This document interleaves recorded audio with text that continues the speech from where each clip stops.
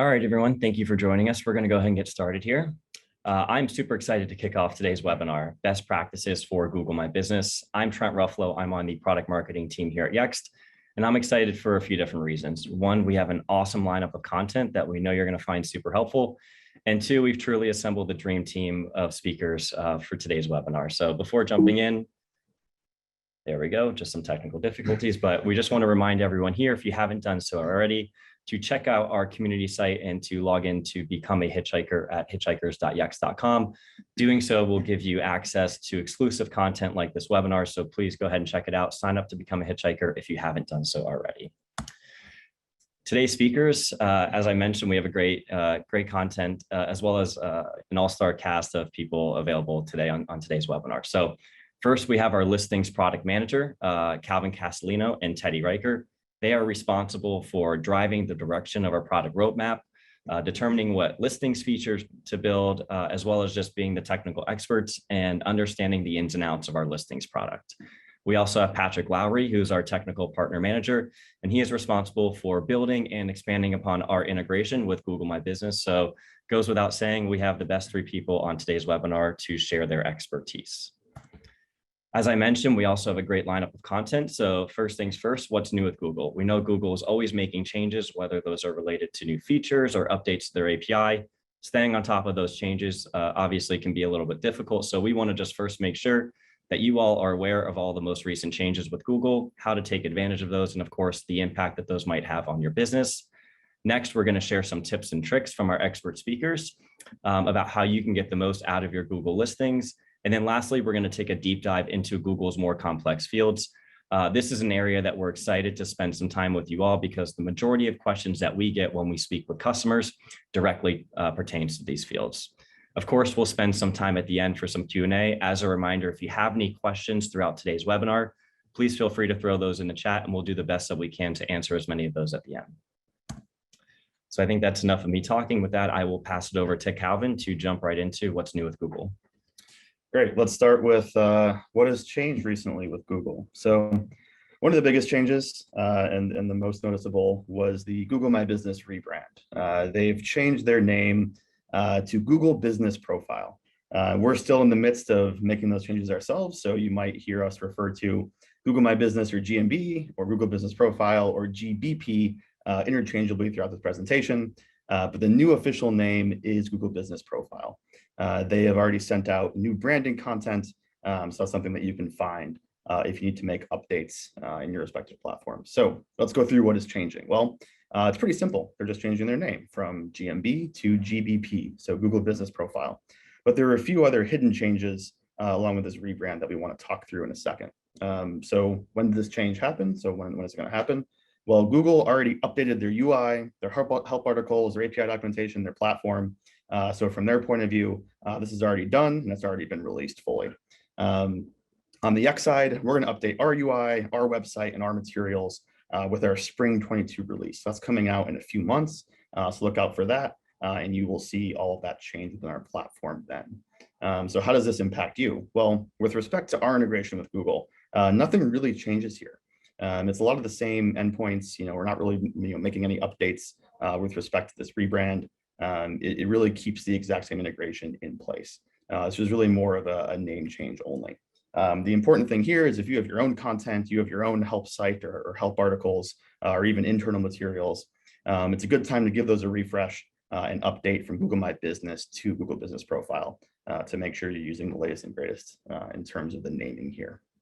But as I mentioned, there was one other change that was mentioned in this article that I want to go through. This is about the GMB app. So if you look on the left here, this is sort of the old way and the old naming for how data gets onto Google Maps. So some people think it's pretty simple. You just sort of update one thing and it's there, but it's actually a pretty complex ecosystem of sources in terms of how data gets onto Google Maps. There were really three main avenues for that data. One was the GMB app. This was an Android app that you could use to manage your content on Google. Another was directly from Google search. So there were a few features in the past where you could actually manage your location and make edits directly from the knowledge card or from that search result. You could try it out right now if you do a Google search for your own business, one of your locations, and you are in fact the owner on Google My Business. You will see the ability to make edits directly in search. And then finally was through Google My Business, or now Google Business Profile. They have a UI around this, but partners like Yext integrate with their set of APIs to push that data. All these sources come together and result in what a consumer actually sees on Google Maps. So this was sort of the old way, using the old terminology. After this rebrand, Google did mention that they were going to deprecate their GMB app, so specifically that Android app. Don't worry, the GMB platform is not going away at all. This will happen sometime this year in 2022, so that will no longer be a source of content. The Google search edit experience has been enhanced, and you should see new features there. This is now really called your Google Business Profile for your business. And then, the GMB UI is now named the Business Profile Manager, or the Google Business Profile Manager. So again, Yext will still integrate with that the same way. You can still manage content there the same way. There's just a few changes to these avenues for how we talk about this content. All right, next we're going to talk about the Place ID refresh. So to start, what is a Place ID? Google has many unique IDs for identifying listings out there on maps. You may have heard of something like a CID, which is used for a Get Directions link, or a Place ID. These are used, they're used in URLs to ask for reviews. They're used in the Google Places API. This will be your unique identifier for making those sorts of calls. But if you read the documentation, you may have noticed that there was this red notice that appeared a few months ago. Basically, it's saying that on March 30th of this year, any sort of old or obsolete Place IDs will no longer work in the Places API. So you have to refresh these. So what this means is, Place IDs are supposed to be relatively permanent, but it is best practice to refresh them consistently. And this is Google's reminder that you're going to want to do so. And make sure that you have the latest and greatest for their location. So if you go and visit this article on Place IDs and you click that Refresh All Place IDs link there, it will take you to a nice article that will tell you how to refresh your Place IDs if you're using them outside of our system. So this will happen on March 30th. You want to make sure you do that before then. In terms of impact here, Yext is going to automatically refresh any Place IDs that we use to fulfill our products before March 30th. So there's nothing to do there on that side. But if you use Place IDs in your own system and you're dependent on these, it's just best practice to make sure you go refresh those and make sure you're using the latest and greatest so you don't make calls after March 30th and they start to fail because you're using an old ID. Great, and then the last change here is a big upgraded set of endpoints to the Google My Business or Google Business Profile APIs. So what's changing here is there's a ton of new endpoints. You can go see these in their documentation today. If you go check out their API docs, you'll see a bunch of different endpoints with this little new tag next to it. And these are basically new versions of a lot of the existing endpoints that are core to the Google experience with Google Business Profile. So a lot of the old endpoints are actually being deprecated entirely. So they're going to go away in 2022. A lot of these and a lot of the important ones are going away on 4/30. So you definitely want to make sure that if you're using any of the old endpoints, you are upgraded to the new ones. Potentially a month in advance, you can do some testing before you make that hard cutover. One of the most important ones is sort of the locations, the business information API. That's really core to all the content on Google. So we're going to make sure that you're using that latest and greatest endpoint. There are some small changes here, but on the whole, it's a lot of the same features that you know and love. It's just a different approach to their APIs that will be a bit more stable and separated. So in terms of impact here, Yext will automatically upgrade to all the new endpoints. So if you are a Yext customer, don't worry about that. We will handle this for you, and it will be a seamless experience from your point of view. But if you're integrated into Google on your own, make sure that if you're using old endpoints, you upgrade to the new ones before this deprecation date, because you want to make sure that you are on the latest and greatest here. Great, so now I'm going to turn it over to Teddy on my team. He's going to go through some tips and tricks for a few specific Google features. How's it going, everyone? Let's hop right into the tips and tricks. So to start off, we're going to talk about product catalogs on knowledge cards. So a lot of businesses are very interested in showing which products they sell at which locations. This could be retail products, could be insurance products, different services offered at the location. And there are a couple different ways that you can do this on Google. So on the left, you see an example of what we call the product catalog or carousel. This is a feature that's small business focused and only available through manual entry in the Google My Business UI. Products that are entered in this catalog display in a carousel on the knowledge card. They don't have an associated price or stock status. They are generally just a raw product data with an associated photo. On the right here, you see a see what's in store functionality. This is enabled by a separate Google product that's a little bit different from Google My Business called Google Merchant Center. This is bulk feed management focused, meaning that it's directed towards enterprises with hundreds or maybe even millions of products in their catalogs. When products are added to Merchant Center, primarily they appear in different Google surfaces, such as search, images, and Google Shopping. But they have a special feature where you can actually link your Google My Business account with your Merchant Center account and show which products are sold at which location. So when that's done, you can see here in the example that you get a nice little online product catalog on the knowledge card on Google Maps where customers can browse through and look at products which are in stock as well as associated prices at that specific location. When people click on these product cards, they get directed to the first party site of the business where they can fulfill a purchase. Yext actually is doing a beta program right now for customers who are interested in enabling their products on Google Merchant Center. If you're interested in learning more about this solution, please reach out to your CSM for more. We'll be sharing a PDF with some more information after the webinar. So now I'm going to hop into some common features that we see on the knowledge card, mainly Q&A, reviews, and FAQ sync. So starting with reviews, reviews on Google have a few key attributes. One is obviously the review rating, so that's a 1 to 5 star rating. Review content as well as the name of a reviewer. So any person with a Gmail account can leave a review for a business that's live on Google My Business. And businesses are encouraged to respond to reviews as this can greatly help their SEO and how their business is ranked in search results. So there are 3 main aspects of reviews that people need to focus on when managing their Google My Business listings.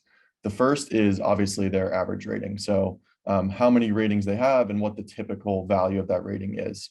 Google will rank businesses that have higher ratings higher in search results.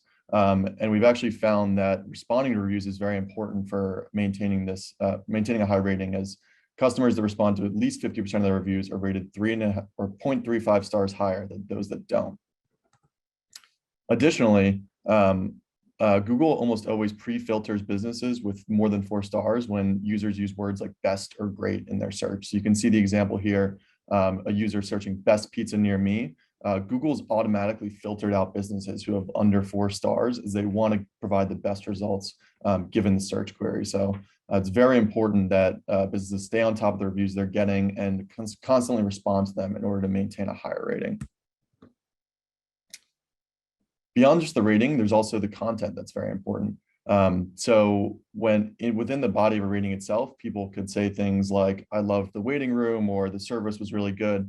And this will actually affect search results. So if someone is searching for pizza place with good service or pizza place with a good waiting room, the content from your reviews can actually impact how your business appears in search. Quick hidden insight here, your average rating actually isn't your exact average rating. Google weighs different factors differently, namely recency we found can be a big factor in what average rating is actually displayed on Google. So if you start off with a few lower ratings when you first open your business, don't worry, you can still recover from it. And if you rack up a lot of 4 and 5 stars later on, then those will be weighed heavier in your average rating that's displayed. One other thing that's worth noting is that there's a typical kind of threshold for reviews to actually have an impact on SEO results. This is called a point of statistical significance. So generally we look for around 27 reviews before these SEO impacts begin happening. So that means your average rating being weighted by recency as well as keyword results being key and how your business appears on search. Additionally, on your knowledge card, you can have average rating that appears from other sites, not just on Google. So the way this works is Google actually crawls the web and finds instances of your business on different websites, for example, such as Facebook, TripAdvisor, or Foursquare. Reviews that they find on these sites will actually be averaged and displayed on the knowledge card itself. These can be reviews that you generate yourself, first-party reviews, which you publish on your own site, or ones that are acquired organically on other third-party sites, as I just mentioned. The way that Google finds these reviews is they're marked up with schema.org properties, which allows Google's web crawlers to understand ratings and mark them up accordingly and then display them on the knowledge cards. So Google is definitely the most important website to maintain a rating on, but don't ignore those other sites because Google will go and grab those negative ratings if you have them out there. Next, we're going to talk about Q&A versus FAQ sync. So starting off with exactly what this is, if you look on the right, we've got some screenshots of Q&A and answered by a local user and answered by a business owner. So at its core, Q&A is the ability for any user on Google, similar to review, to ask a question about a business. So this could be something as simple as, do you take reservations, or what is Yext? In response to a question on a listing, any person with a Gmail account can actually answer a question, but businesses will be marked with a special tag when they answer. So if you see on the bottom here, you can see that Yext responded to this question and they've got the owner tag next to their response. Business owners can both ask a question and provide the answer acting as an FAQ. So if there are frequently asked questions that you see that aren't asked on Google, you can actually add those manually to your listing as both a question and answer response. So for example, if you wanted to answer the FAQ, where's the best place to park nearby, you could actually publish that on your knowledge card without anyone actually having to go out and ask it themselves. Some pro tips here, when responding to a question, make sure you restate the question in your answer. This is because users can actually edit their questions retroactively. So if you respond without actually restating it and then they edit that question, it could make you look a little bit silly if your question isn't responding to the edited question. And then, yeah. Additionally, Yext actually does have functionality for both pulling in questions and responding to them. We also offer users the ability to sync FAQs. So this is the case where a business wants to create their own question and answer and publish it on their listing. Next, we're going to talk about local posts on Google. So local posts are a bit of a newer feature that have opened up recently to a wider range of businesses. In the past, these were similar to the product carousel that we talked about earlier, where they were only available in the UI and directed more towards small businesses. As of COVID, Google actually opened up this posting functionality to all businesses. So they created a special post type called a COVID-19 post, where anyone ranging from small business to enterprise could inform their customers about changes that were going on in response to the pandemic. Since then, they found that adoption was really successful of these COVID-19 posts, and they've actually expanded the functionality even further. So now hotels, as well as enterprise customers, can take advantage of local posting on Google. As you can see in the screenshot, this appears on knowledge cards. You can see that when a post is made by the business owner, it'll have a blue verified check mark. Posts can include links, images, and maybe in the future videos. We think Google is planning on supporting that at some point soon. On the left here, you can see an example of how a post would be set up in Yext. So we have a nice interface where you can select Google as your site, draw up some text, include a photo, and those will be published to one or multiple of your locations at once, depending on your preference. Some best practices here. It used to be the case that posts were cleared after 7 days automatically, but we found recently that that's no longer the case. So we advise, if you have post content that goes stale, for example, a fleeting promotion or a notification about changes in holiday hours or something like that, that you stay on top of your posts and delete outdated ones, or alternatively continue to post new content to flush out that outdated content. Posting is really similar to reviews. It's very advantageous for SEO because the keywords in your post can actually affect search results. So if you're posting about holiday hours or a special promotion, people looking for those certain things in search will stumble upon your listing easier if you have a post that talks about them. Finally, we're going to talk about sync settings here.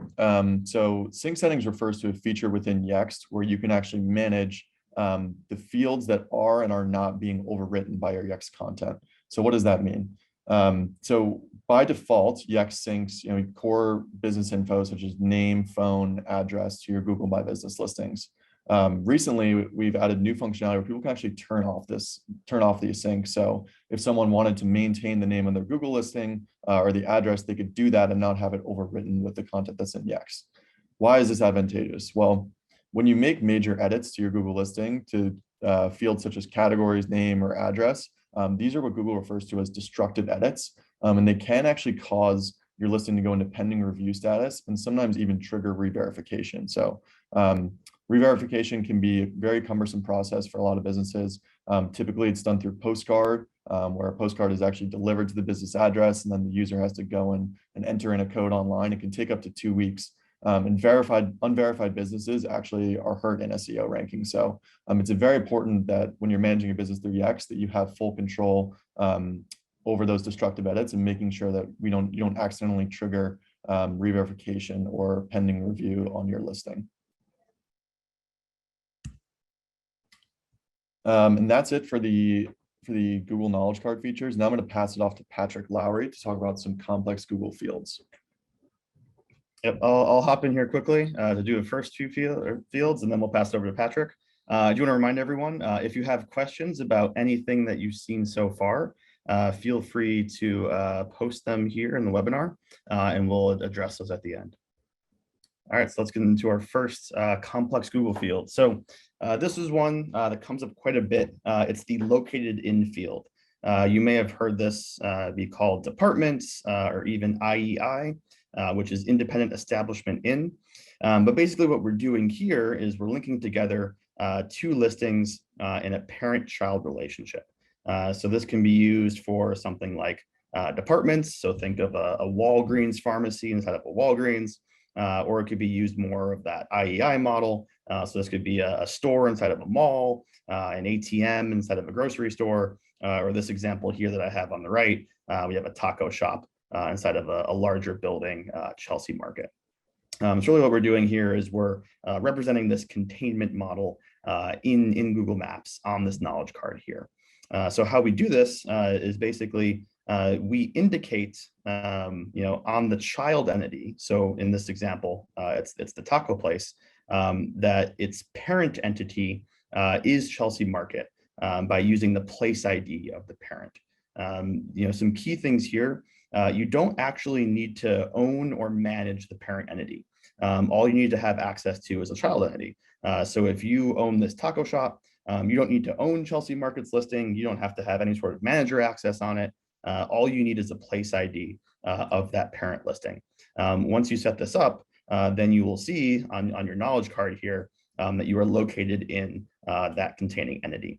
Note that if you have the parent entity, so let's say you were Chelsea Market in this situation, you could not set up departments underneath your listing. It all has to be done on the child entity. There's another trick here that's important. If you are setting this up for your brand, especially outside of the US, there are cases where if you indicate that you have a sub-department of a parent brand, those departments might not appear on the parent's brand knowledge card. For that sort of scenario, you do have to reach out to Google support to fix that. And if you are a Yext customer, that is something that we can do on your behalf and sort of fix that and set it up. Just as a reminder, that's if you have the parent entity here, you can see those departments displayed. This actually creates that link and you can click through. One more other thing that's important here, if you do have more of a non-standard business model, so something like a kiosk model or maybe a virtual company, always double check with Yext before setting up this department structure. There are quite a few rules from Google's point of view on what is required to set this up. And if you do it incorrectly, you do risk suspension on Google Maps. So always feel free to work with your Yext representative to get this set up as properly as possible. All right, one more I want to talk through here is attributes. So these are basically a list of different fields or characteristics about your listings that you can manage on Google. For example, a few of these are for a bank. They indicate if they can cash checks. for hospitality, if they have a pool, for food, if you, require a reservation. There's also a few general attributes that apply to most businesses. These can include accessibility options or ownership information, such as if the business is a Black-owned business, for example. There are some, gotchas here. So not all attributes are available for every single business. The attributes that are available to your business will depend on your primary category and then the country where your business is located. So you will have a different list of attributes depending on if you change these two fields here. And then let's talk about how Yext keeps in sync with these attributes. So there's an endpoint that we pull from that basically lists all of the available attributes for each category in each country. And it also includes translations. We are able to represent that in our knowledge graph.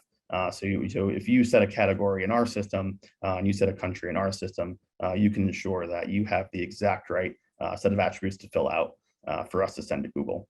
And then one more thing here on the actual usage of these attributes by Google. So not all attributes appear on the knowledge card every single time, or specifically for hotels and food in that hotel experience or Google's new food experience, where you see those attributes. Google will show attributes in a few different ways. So one, they'll show attributes that they feel are meaningful for the search that you performed. So you might see different ones appear, depending on how you get to that listing. And then two, Google will show attributes only when they feel they have good field coverage. So if they, have a given attribute and it's only filled out by a very small number of locations, they might not show it because they don't feel that they have good data on it yet. But it is still worth it to fill it out because attributes can affect search results, and eventually Google will show those attributes once more people fill them out. Now I'll turn it over to Patrick to talk through the rest of the fields here. Hello. All right, I'm going to talk about a couple specific fields and some common questions around them that we get. So the first field I want to talk about is this additional hours field. So there's some businesses that have, in addition to their normal business hours, different hours that may be relevant for different types of services they have. And Google now allows you to, set different hour types for some of these specific hour sets. So one thing I want to mention is this has been sort of, you probably have seen this displaying on Google Maps and Google Search for quite some time, but for a long time, the only way these additional hours sets would appear would be if Google was able to scrape them from somewhere on the web, most likely your website. If you had the correct schema.org markup, they would just be scraping in these hour sets. But now Google actually allows you to have more control over these additional hours types, and you can actually set them directly in Google My Business. And so that gives you a little bit more control over things. The other thing I want to mention is that there's a variety of different hours types that Google currently supports. You can see them all listed here. But what types are available to you kind of depends on what type of business you are, what category of business you are. So some of these types aren't relevant depending on your business type. You can set all of this in Google My Business or in the Yext platform. All right, next, I want to talk about the different business statuses outside of just a normal, business that's open for operation. We get a lot of questions around these different statuses of business. So the three I'm going to talk about here are temporarily closed, permanently closed, and then a coming soon business. You can kind of see the differences in how these appear on maps in these screenshots here. So first, starting off with temporarily closed, this is kind of a new, business status that Google introduced after the pandemic started. So, this became very, very relevant throughout the pandemic as waves of lockdowns were occurring and businesses had to, close and reopen fairly frequently. So basically the general guideline here is to mark a business as temporarily closed if you're going to be, closed for longer than 7 days, but not, permanently closed. The way you do this, in Google is there's a business status you can set as temporarily closed. The way you do this in Yext is basically go into our temporarily closed field and set a reopen date. And by setting a reopen date, basically that allows us to know when you plan to reopen the business so that automatically on that date, we will change the status of your Google listing back to open. If you don't know exactly when you're going to reopen I would suggest just choosing something that's around the right time and then updating it later when you have better clarity on the situation. All right. Next, let's see.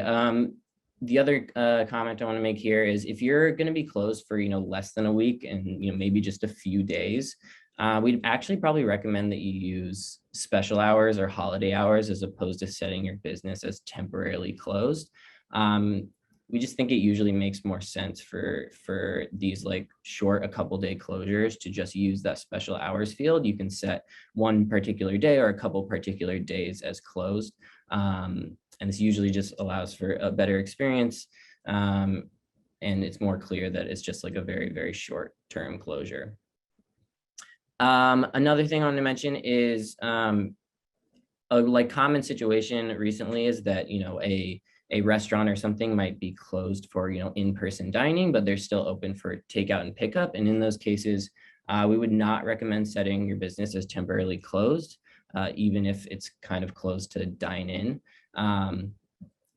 In doing this, basically as marking something as temporarily closed, it more makes it look like your business is fully temporarily closed, and you won't be able to, it won't be clear that your business is still offering pickup and delivery services. So make sure you keep the business as open in those cases.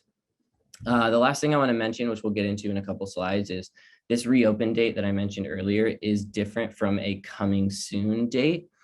So the reopen date is more of like a Yext concept of when the business is going to reopen. Google doesn't have this concept of a reopen date. So I just want to make sure that that's clear. It's just used internally at Yext to know when to change the status back to open. You won't actually see a reopen date displaying on Google anywhere. You'll just see that temporarily closed banner. All right, next one on here. I want to talk about permanently closed. So this is, there's a couple situations where this might apply. One of them, the obvious being that, your business closes permanently and it's no longer operating. The other being when your business sort of moves or changes ownership. We think it's pretty important, particularly when a business moves, that instead of just updating the address of your Google listing, you actually close the existing business and then create a brand new listing for the new location. This just helps maintain clarity, makes things super clear to your customers that the old location, and they can see that on maps, is actually closed and you actually have a new location that they should go to instead. So that's kind of our recommendation there. The other thing I want to call out here is when you mark a business as closed on Google, basically what happens is that business will kind of slowly fall off of Google's like search ranking system. So over time, that listing will become less and less visible. Obviously during that initial phase of being closed, it's more relevant for people to find that business and understand that it's closed. And over time, it becomes less relevant for them to find that business. But we do think it is very important that you maintain ownership of that Google location in your Google My Business account. One thing that people tend to do is they mark their businesses as closed and then they delete the location from their Google My Business account.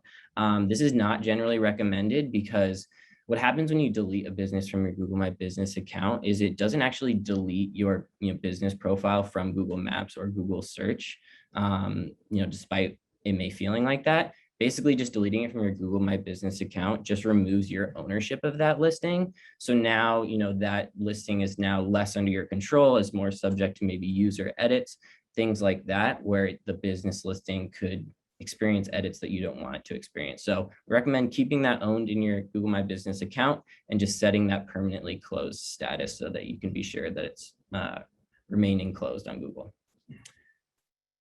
All right, next field I want to talk about here is the coming soon feature. So, as of a couple of years ago, Google, started allowing you to create business listings for a business that's not yet open. So now you can create a business listing and set a future opening date so that Google knows that this is a business that's not yet open, but is coming soon. This is kind of a cool feature where you can list your business on Google, allow it to have some searchability to your users, and potentially garner some like excitement for your business before it opens. So basically what you do here is you specify either a specific open date of when your business is going to open or a month, like month and year when the business is going to open. And then you'll see that listing show up on Google roughly 90 days in advance of the business opening. And users will be able to see that business with a big banner that says this business is coming soon, and it'll give that rough time of when the business is opening, either the exact date you specified or the month that you specified. Now, one thing I'll mention is there's, like I said, the listings will start appearing on Google about 90 days in advance of your business actually opening. And Google actually will not allow you to set like a future opening date more than a year in advance. So those are basically the limitations to be aware of there. If your business is not going to open for more than a year, you probably shouldn't create a listing for it yet, only when you're within that year. And really, I would say around 90 days is when you should really start thinking about that. The way to do this in Yext is basically you would create a custom field in on your Yext entities called open date or open month. And then you can specify when those locations will be opening. And I will pass things back to Trent to close things up. Awesome. Thank you, Patrick, and everyone else. Hopefully you guys wasn't kidding when I said we have a lot of content to go through and even better speakers with their expertise to share, obviously a lot of knowledge. So where to learn more, we can't emphasize enough. We mentioned this earlier in the webinar, but go check out the Hitchhiker site for more content like this, the ability to earn your listings badge and actually test your knowledge with in-platform quizzes and different challenges as well. So definitely test your knowledge and even share your success, with your colleagues and friends. So what we're going to do now is actually jump into some Q&A. We saw a number of great questions come in. So for those of you who submitted those, thank you very much. And we're actually just going to go through now and answer some of the questions that came through. Great. So the first question here is, as a small business, what does the process of claiming a listing look like? How long does it take? And then what are the options for doing this? So Google has different options depending on how much they sort of trust your existing listing. So if your listing has been on maps for a while, just in an unclaimed state, you might see options for a phone call or verification over SMS or verification over email. If you don't see any of those options, you will have to use the postcard option to verify your individual business. And this consists of actually getting a postcard sent over to your business in the mail, and then you input that code into Google.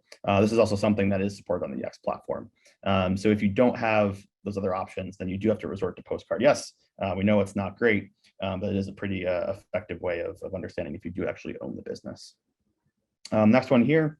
This is a question about the located in model and how this works in healthcare.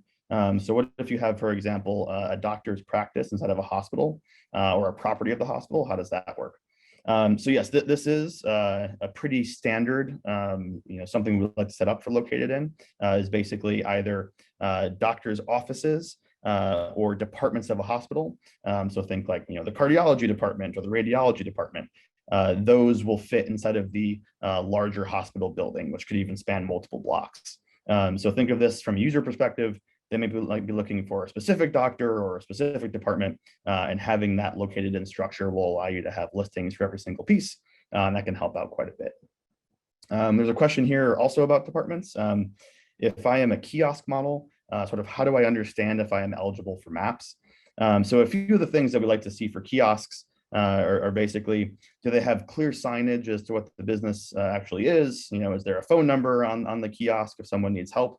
And can you complete an actual, physical transaction with that kiosk entirely? If you check off a lot of those boxes, you probably do qualify to be on maps and can even be using that located in field. But if you do have questions, feel free to reach out to your Yext representative to understand more. One question we have here, again, for located in, this seems to be a hot one here. So if I am a home builder, and there's a community that's part of a broader master community, is this something that I can list? Where basically the sub community is part of the larger community, and each of these have their own address and location. This sounds like it should be eligible to me, where basically you have multiple different communities here. So let's say you have the Shady Oaks community and a different one across the street, and those are part of a broader community that's well known on maps. I think this would be a good example to use that located in, so people know that your community is located in that larger community. For coming soon, there's a question here, is it best practice to start displaying opening hours? So those hours are actually going to be hidden from the listing for coming soon, and there will be a special indicator on the listing that the business is opening soon in the future. Because your business isn't open yet, you're not going to have hours, of course, so you don't actually have that option to display those opening hours. Another one here about attributes. Where do I find the ones that apply to my specific business category or country? So there's a few ways you can do this. One, you can, if you have locations in Yext Knowledge Graph, you can see all the attributes that appear there on that entity edit screen. If you're a user of the Google Business Profile UI, you can log into that platform and take a look at the attributes section. You can see all the options available to you there. Or if you're a developer and you want to do this more broadly, you can always use the attributes endpoints on the GMB API and fetch a more full list of what is available to different categories and countries. And then there's a last address on relocation versus closing a location. The question here is about, will you lose all your reviews? So there's a few different strategies to sort of closing and reopening. If you do close an existing location and then open a new one, yes, you will have that reset of reviews and photos and all of that user-generated content. That can sometimes be something that you want and sometimes be something that you don't want. If the business is under new ownership and the old business had a bunch of negative reviews, for example, it's good to have that refresh and just start over with respect to reviews and things like that. If you're just moving across the street and it's basically the same business that it was before, and all those reviews and different content is still something that relates to your business, in that case, it would be better to just sort of relocate and change your address. But if something is opening up in an entirely different state, for example, those reviews might not even pertain anymore because you're going to have different staff and different location and all of that. So it's sort of, you can choose your own adventure here as to what you think is the best for your business. I'm going to turn it over to Teddy to do a few questions on posts and Q&A. All right, first question we have here is, when was the Google post for hotels announced? This was actually not officially announced in an article by Google. This was silently updated in their guidelines for posting. So it was actually back in end of November, early December time where they added a section to their posting guidelines, which specified that hotels were now eligible for posts. They also silently enabled this in the API when previously we would be blocked from making any posts on hotel category listings. Next question is for Q&A. When a user removes their question completely, does your answer remain or does your answer get removed as well? So in this case, the answer is actually tied to the question object. So if a question is removed from the listing, the answer will be removed as well. Again, if there is a question that you want to maintain on your listing, you can always republish that question as a business owner question and then maintain the answer in addition to that. So even if a user removes it, you still have the ability to make that question appear on your listing. If a user includes inappropriate or inaccurate content on my business's Q&A section, what can I do about that? There are a few options here. If there is truly inappropriate or inaccurate content on the listing, there's actually a button on your knowledge card that you can use to escalate this to Google and report that the Q&A section is inaccurate or there's something inappropriate there. Additionally, if you're a Yext client, you can actually raise this to our support teams, and using our direct channels to the Google My Business team, we can get inappropriate or inaccurate content removed fairly quickly on your behalf. All right, and I think that's it for the questions. It looks like there were a couple.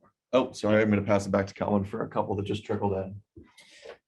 Yeah, it turns out we're getting quite a few questions today, so I'm going to go through a few more here that just came in when we were answering the first batch. So we have a few more on the coming soon feature. So is it a rule that a new business can only be opened 90 days in advance? Yes, that's a hard limit in Google, where basically you can indicate that coming soon up to 90 days in advance. There's another question here about flexibility. So if you don't know your opening date or month, is that something that you can change? Yes, it is. So again, as long as your opening date / month is in the future, that is something that you can update.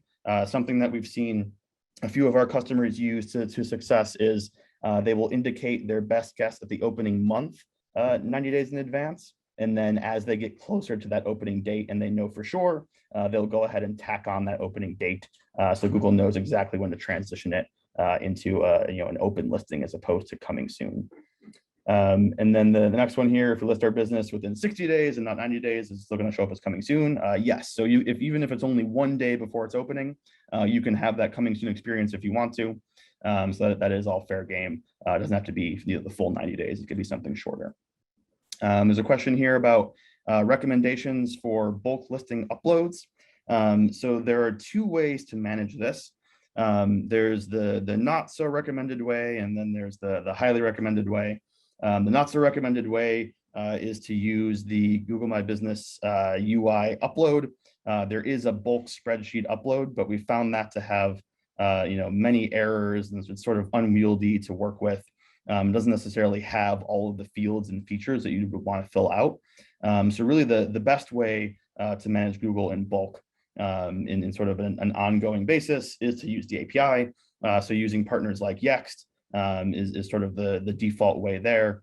You can make sure that you're interacting with every single field on Google and making sure that you're keeping it updated over time.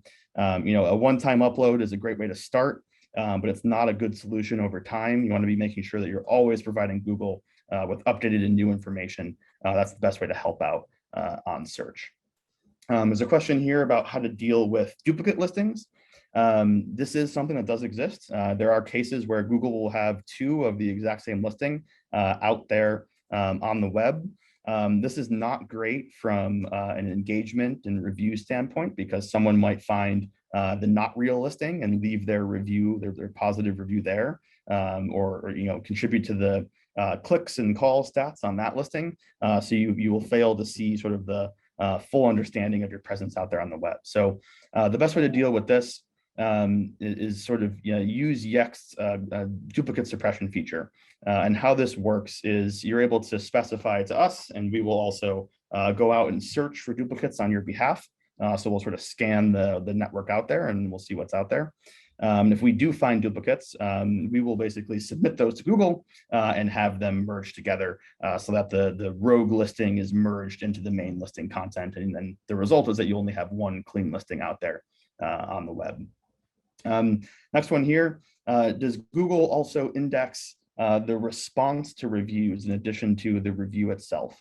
I would say yes here. Google has basically indicated that they will attempt to index pretty much anything that can be included, in that knowledge card experience. So, it could be the core business information, the Q&A, the reviews, and anything that can contribute to them returning the best search result, they will consider here. We've got even more questions coming in. This is great, guys. Keep them coming. Let me catch up here in a second. There's a few more questions on permanently closed. There's a question about transferring reviews from one location to another. This is a pretty rare thing that we see. It is possible to do it through Yext, through Google support, but it really only happens in extreme scenarios. So it needs to be a good reason, like a change of ownership, for example. But it is something that we've been able to do in the past before. All right, then there's a question here about posting. So we said that they no longer expire in 7 days. Do we know how long they will stay on the knowledge card exactly?